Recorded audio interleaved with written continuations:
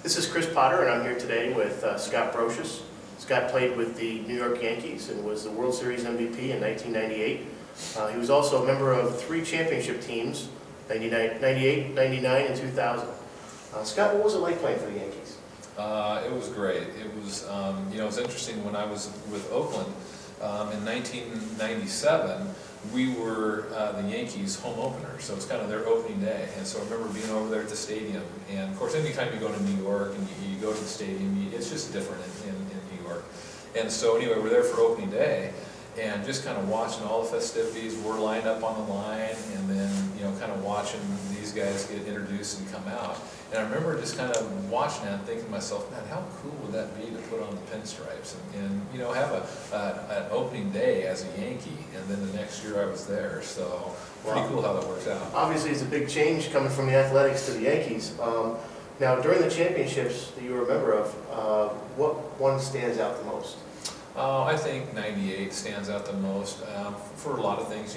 First times. I just think the first times is something. As a kid, as a 4 or 5 year old kid in the backyard, as a 10-year-old playing baseball, and that's all we were trying to do was, we're dreaming about winning the World Series. And so I think the first time just to go through the playoff process, realize you're getting to the World Series, playing the World Series, and then win it. I think that always sticks with you. I mean, the others are special for different reasons, but that first one, I think, is one that always hangs in there. Now, you were also a member of the Yankees in 2001 when they made the World Series after September 11th. What was it like being part of that team and in New York during that horrific tragedy? Yeah, it was a pretty tough emotional experience, being at home in New York, when on 9/11 and getting a phone call from my wife, and I hadn't turned on the TV yet that morning. I just was, Jennifer was home here in Oregon, and anyway, I hadn't turned on the TV. She says, she called me and said, "Have you turned on the TV?" And I go, "No." She goes, "Turn it on." I go, "What's going on?" She goes, "It's chaos out there."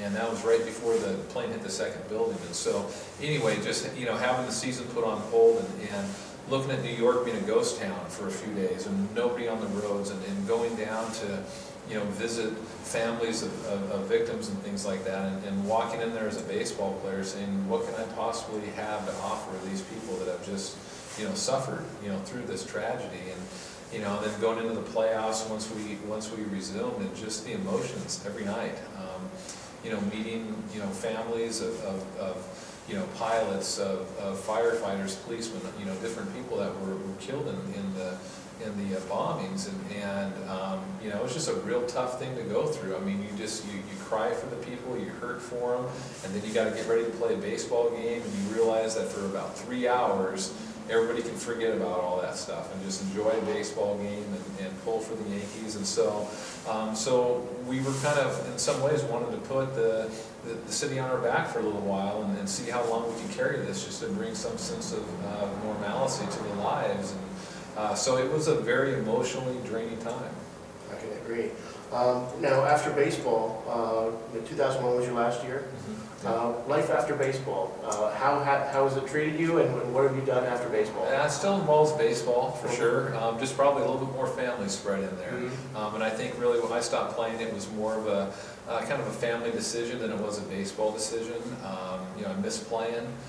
Miss being on the field in the competition, but the travel, I don't miss that part too much. And so now to be back here at home in McMinnville, coaching at Linfield College, which is the college that I played at as a player, it's been a pretty neat deal. And so kind of allows me to keep my hand in the game and be a part of it, but also be a part of my kids' lives as well. That's great. I can't give it up yet. That's right. Scott, thank you very much for joining us. Absolutely. This is Chris Potter, and if you'd like to obtain any more information regarding Scott Brosius or obtaining his autograph, please visit www.chrispottersports.com. Thank you, and thanks for tuning in.